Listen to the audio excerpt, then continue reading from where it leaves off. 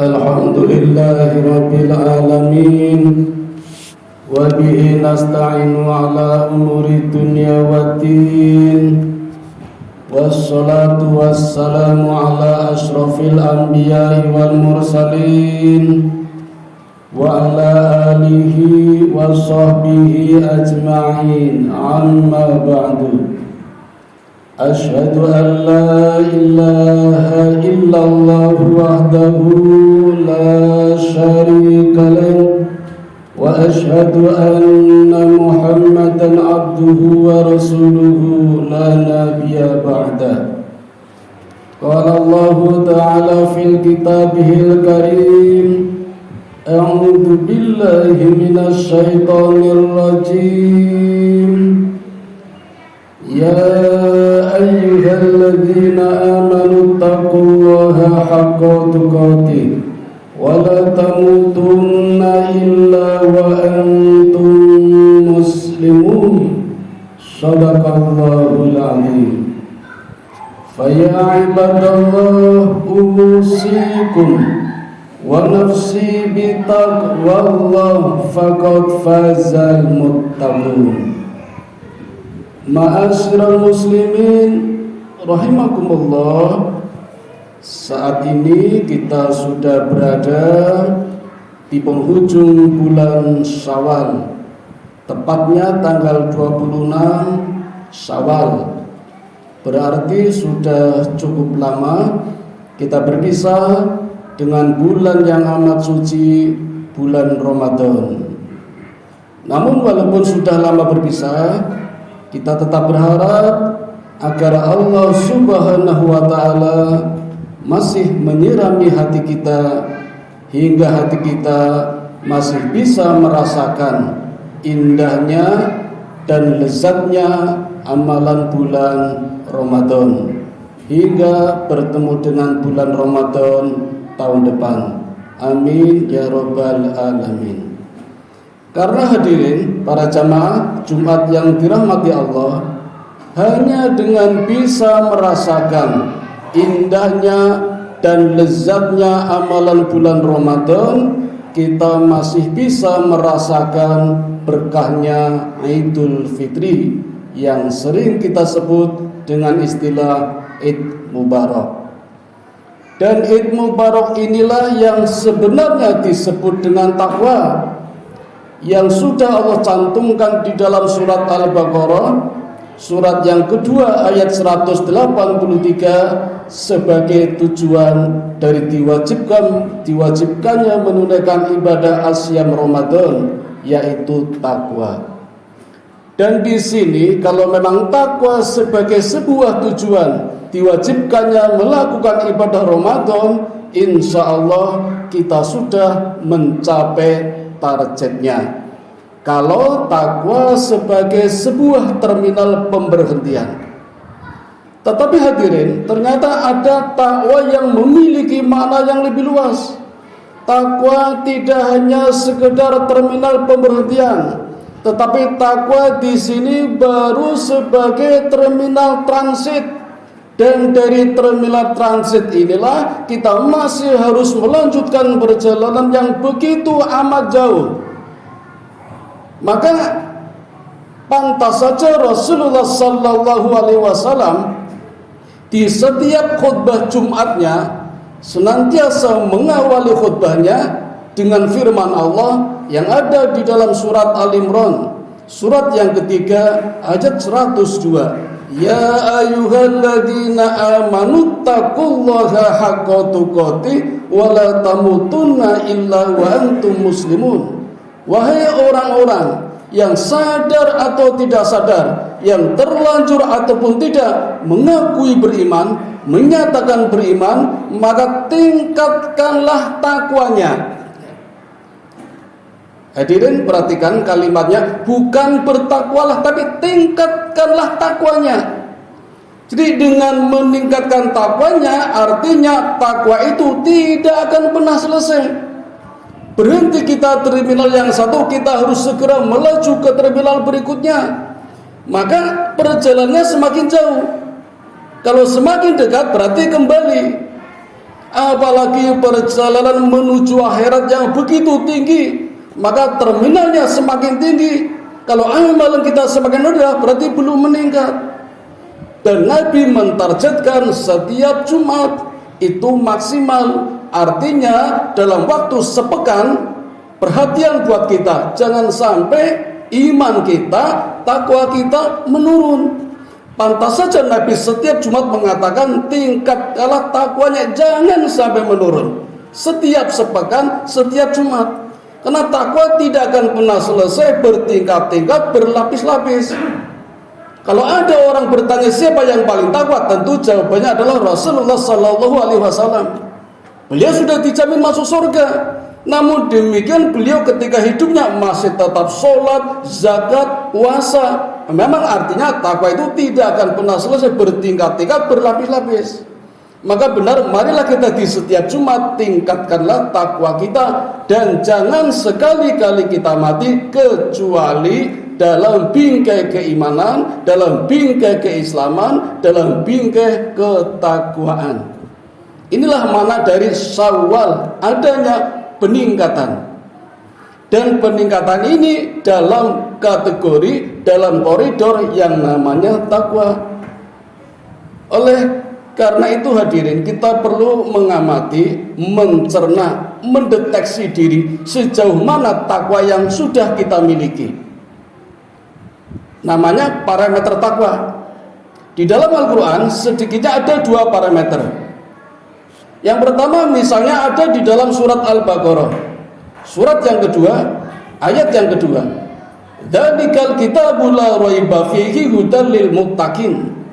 Demikianlah Al-Quran, kitab yang tidak perlu diragukan lagi, kitab yang benar-benar benar, tidak perlu diragukan lagi.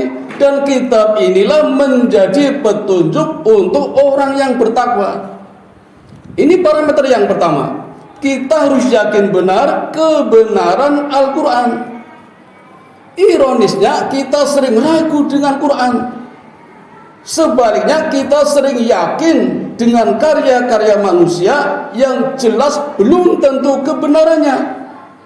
Lihat saja di dunia ilmiah. Kita mengenal tesis, kita mengenal skripsi, kita mengenal disertasi. Satu karya ilmiah dapat diakui sebagai karya ilmiah kalau ada referensi, ada rujukan dari karya-karya orang lain.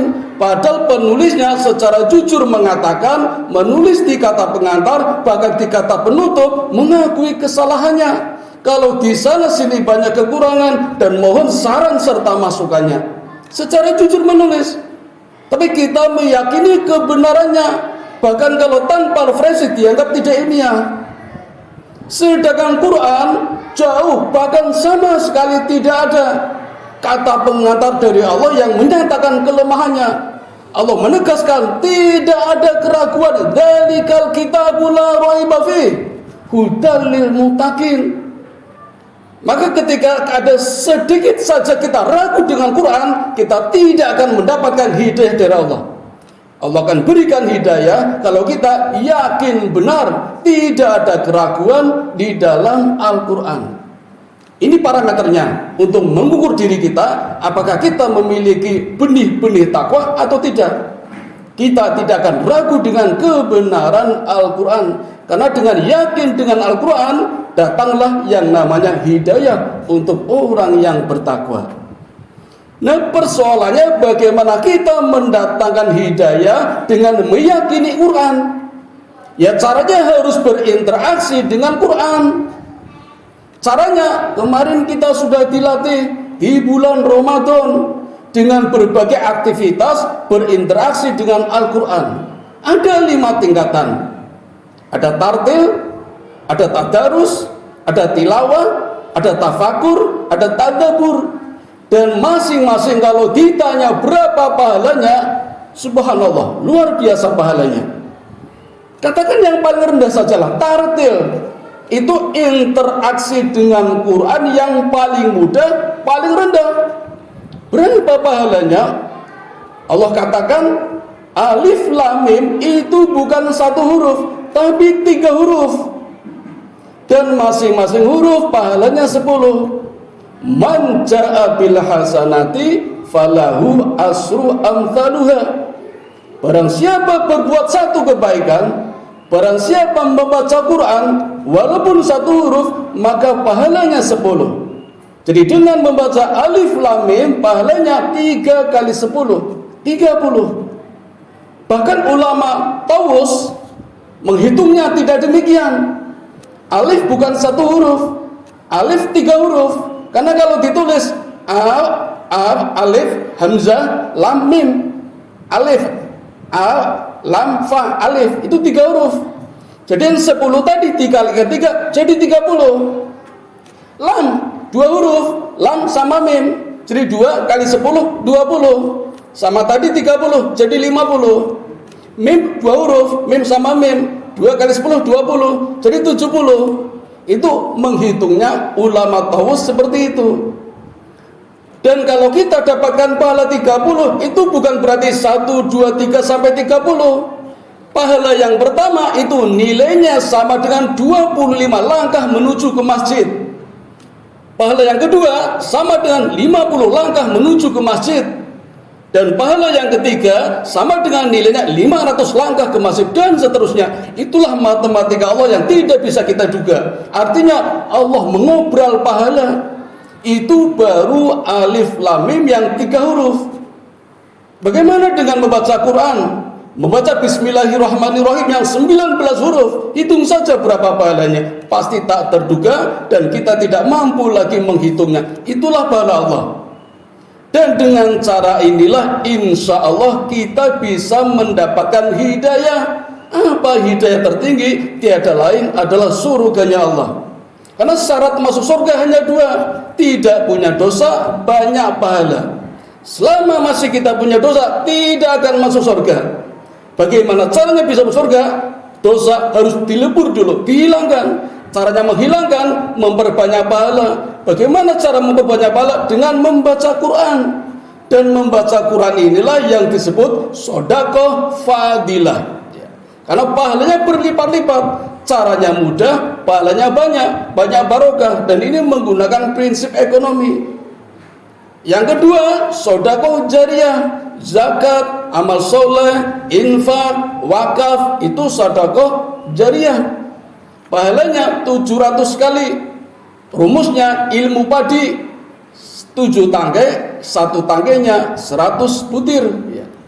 Agak sulit memang, tapi Allah juga berikan peluang pahala yang lain, yaitu membaca Quran, yang pahalanya tak terhingga seperti tadi. Itu baru tingkatan yang terendah, yang namanya tartil. Tartil itu membaca dengan tertib, hurufnya benar, bacaannya benar, menggunakan ilmu tajwid, tanpa tendensi cepat-cepatan, tanpa tendensi berlomba-lomba. Dan ini yang sering kita amalkan ketika bulan Ramadan kemarin. Habis tarawih, ayo tadarus, ayo tadarus. Sebenarnya belum tadarus itu, baru tartil. Bagaimana kalau yang membacanya masih sulit, masih tersendat-sendat? Sebatas selama kita masih berniat belajar, Allah justru memberikan pahala 2 kali lipatnya. 1 pahala untuk membacanya, 1 pahala untuk perjuangannya, semangatnya. Yang lancar itu malah 1 kali pahala, tidak 2 kali, yaitu pahala membacanya. Lah perjuangannya kan dulu sudah waktu belajar, menjadi investasi pahala. Jadi membaca tidak lancar saja, Allah memberikan 2 pahala. 1 pahala membacanya, 1 pahala semangatnya, perjuangannya. Itu baru tingkatan tartil. Maka jangan khawatir kalau salah membaca. Tapi ya tahu diri, kalau memang belum lancar tidak perlu pakai pengeras suara. Kalau sudah tartil, barulah boleh menggunakan pengeras suara. Itu yang sering kita lakukan di bulan Ramadan kemarin, setiap habis Isya biasanya. Nah kalau sekarang mau ditingkatkan, dan memang harus ditingkatkan, tapi tidak harus di masjid, tidak harus setelah sholat Isya, ya di rumah sendiri atau bersama dengan keluarga, meningkatkan. Ada Syawal, ada peningkatan kuantitasnya, peningkatan kualitasnya. Misalnya dengan tartil khos. Kalau tartil biasa yang sering kita sebut dengan murotal, mungkin bisa dengan gaya khodar. Bismillahirrahmanirrahim, alhamdulillahirabbil alamin. Itu gaya khodar, 2 harokat. Atau gaya mutawasid, 4 harokat. Bismillahirrahmanirrahim, alhamdulillahirabbil alamin. Itu gaya mutawasid. Atau tiwal 6 harokat. Bismillahirrahmanirrahim, alhamdulillahirabbil alamin. Itu gaya tiwal. Itu masih tartil khos, tartil am. Nah, kalau mau tartil khos, tentu dengan seni baca Quran dan menggunakan rumus standar. Kalau di dalam MTQ untuk remaja biasanya 1 paket 4 rumus. Kalau dewasa 7 rumus. Ada bayati, soba, hijaz, nahawan, jiharga, syika, ros, romul dalam 1 paket ya. Dengan tingkatan ada bayat, ada koror, nawa, jawab, jabul jawab. Memang agak sulit dan sekarang mulai banyak yang meninggalkannya. Lebih memilih yang mudah, yang tartil am. Cukup 1 lagu dari 8 tadi. Dan tangga nadanya juga pilih salah 1. Koror boleh, nawa boleh, jawab dan jawab jarang sekali digunakan. Itu betapa mudahnya tartil am. Dan itu baru tingkatan pertama. Maka benar ketika Nabi menerima wahyu pertama, Iqra, bacalah. Maksudnya pokoknya membaca walaupun tidak paham. Itu ayat yang pertama kali turun yang disampaikan oleh Jibril kepada Nabi Muhammad, Iqra, bacalah. Bacalah walaupun tidak paham. Tidak paham saja pahalanya besar. Tapi tidak berhenti di sini. Setelah kata Iqra, ada Iqra lagi. Iqra bismi rabbikal ladzi khalaq, khalaqal insana min 'alaq. Iqra, ada kata Iqra lagi. Kalimatnya sama, katanya sama, jumlah hurufnya sama, tapi maknanya berbeda. Inilah kehebatan Quran. Jangankan hurufnya beda, titiknya beda, artinya lain. Fa titiknya 1. Kalau kita tambah 1 menjadi qaf. Kalau dihilangkan menjadi wa. Jadi kalau kita membaca surat Al-Asr, wal asri, demi masa. Kalau kita salah menambahkan titik menjadi fal asri, maka waktu, beda artinya. Tambah titik lagi, qol asr menjadi katakanlah waktu, beda lagi. Maka jangan sampai salah. Jadi kalau tadi di awal Iqra, bacalah, walaupun tidak paham, maka Iqra pada kalimat berikutnya tidak hanya membaca, tapi mempelajari artinya, membaca terjemahannya. Seperti Jibril menuntun Nabi Muhammad, ya Muhammad bacalah tulisan-tulisan alam. Dan sekarang masih ada, bahkan sudah ditulis dalam bentuk tulisan huruf di dalam Quran. Maka kata Iqra yang kedua adalah perintah buat kita juga membaca terjemahannya, tidak cuma membaca lafadznya. Tidak cuma tadarus saja setelah tarawih, a'udzubillah dan seterusnya, tapi membaca terjemahannya. Itulah yang namanya tadarus. Maka kalau di bulan Ramadan kita baru membaca hurufnya, walaupun belum paham, mari kita niat tekad keras Ramadan tahun depan kita tingkatkan membaca terjemahannya, biar paham.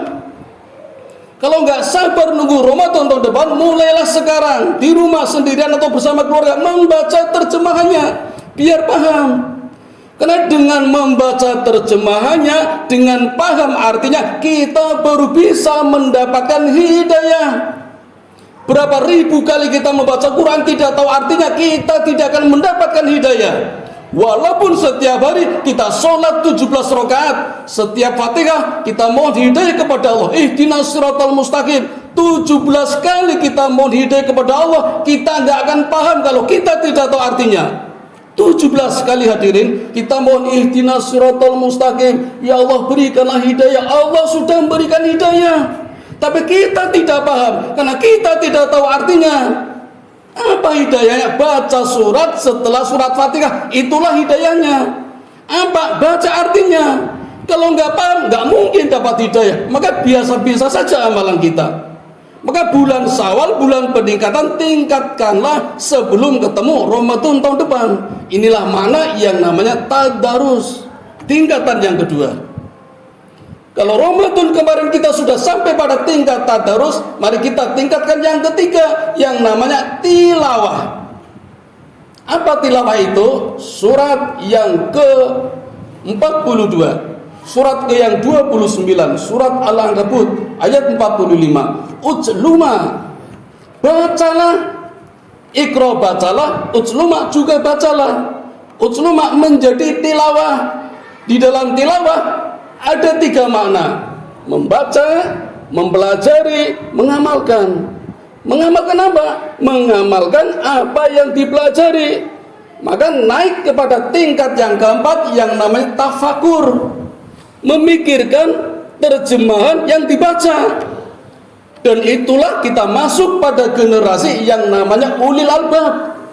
Surat Ali Imran, surat yang ketiga ayat 190 191. Inna fi khalqis samawati wal ard wa ikhtilafil laili wan nahari la ayatin li ulil albab. Jadilah kita generasi ulil albab.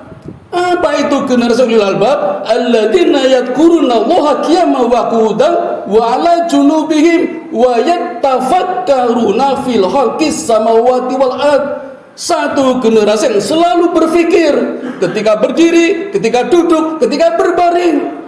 Ketika berbaring saja kita harus berpikir. Maka tidak ada alasan untuk melamun, untuk santai-santai, berpikir terus. Ketika berdiri, ketika duduk, ketika berbaring. Itulah makna dari tafakur.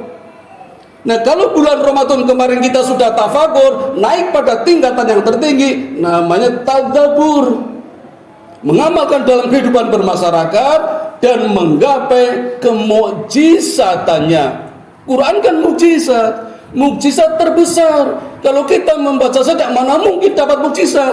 Maka caranya berpikir, amalkan, dapatlah mukjizatnya. Itu tingkatan yang tertinggi yang namanya tadabbur. Jadi 5 cara inilah hadirin kita berinteraksi dengan Quran. Mulai dari tartil, tadarus, tilawah, tafakur, tadabbur yang dapat kita lakukan dalam rangka meyakinkan, menghilangkan keraguan kebenaran dari Quran untuk mendapatkan hidayah. Sekali lagi hidayah. Sedikit kita ragu dengan Quran, kita tidak akan mendapatkan hidayah. Dan hidayah inilah hanya untuk orang-orang yang bertakwa. Maka hadirin, marilah kita bertekad keras. Setiap sepekan kita targetkan, tingkatkan takwa kita minimal dengan menggunakan Quran sebagai media berinteraksi dengan Allah Subhanahu wa ta'ala. Harapan kita dengan rajin berinteraksi dengan Quran, dengan menggunakan 5 cara ini, kita bisa lebih dekat dengan Allah dan kita mendapatkan tempat yang tertinggi yang namanya takwa. Amin ya rabbal alamin. Demikian yang dapat kami sampaikan, mudah-mudahan ada manfaatnya. Wa qur rabbighfir warham wa anta khairur rahimin.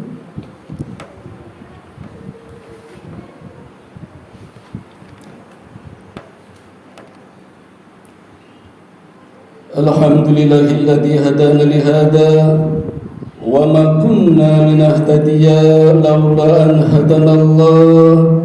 Asyhadu an la ilaha illallah wahdahu la syarika lah wa asyhadu anna Muhammadan abduhu wa rasuluhu la nabiyya ba'dah.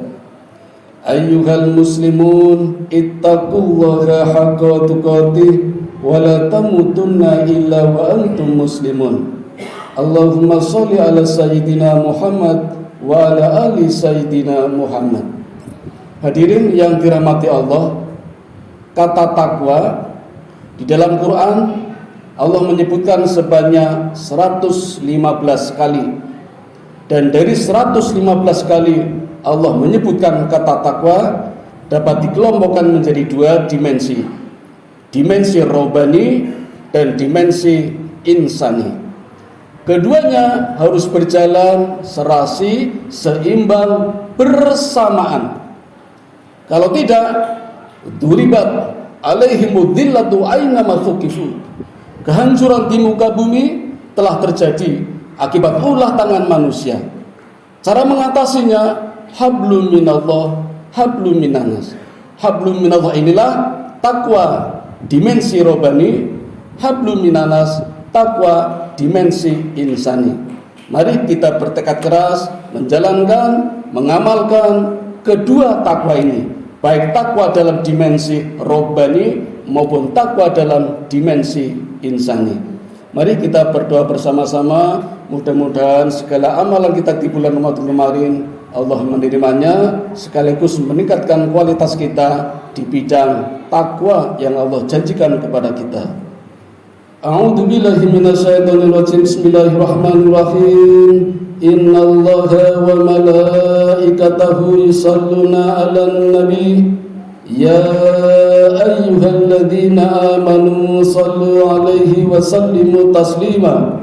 Allahumma shalli 'ala Muhammad wa 'ala ali Muhammad kama shallaita 'ala Ibrahim wa 'ala ali Ibrahim wa barik 'ala Muhammad wa 'ala ali Muhammad kama barakta 'ala Ibrahim wa 'ala ali Ibrahim innaka Hamidum Majid. Allahumma ighfir lil muslimina wal muslimat wal mu'minina wal mu'minat al ahya'i minhum wal amwat innaka sami'un qaribun mujibu da'wat wa qadiyal hajat wa qadiyus syahwat. Allahumma inni as'aluka ilman nafi'a wa rizqan thayyiba wa amalan mutaqabbala. Allahumma inni as'aluka al-huda wa tuqa wal afafa wal ghina. Allahumma ja'alni syakura waj'alni sabura waj'alni fi ainin sahira wa fi a'yunin nasi kabira. Rabbana dhalamna anfusana wa illam taghfir lana wa tarhamna lanakunanna minal khasirin. Rabbana atina fid dunya hasanah wa fil akhirati hasanah wa qina adzabannar. Wa sallallahu ala sayyidina Muhammadin wa ala alihi wa sahbihi ajmain. Subhana rabbika rabbil izzati amma yasifun wa salamun alal mursalin walhamdulillahi rabbil alamin. Wa la dzikrullahi akbar. Aqimis shalah.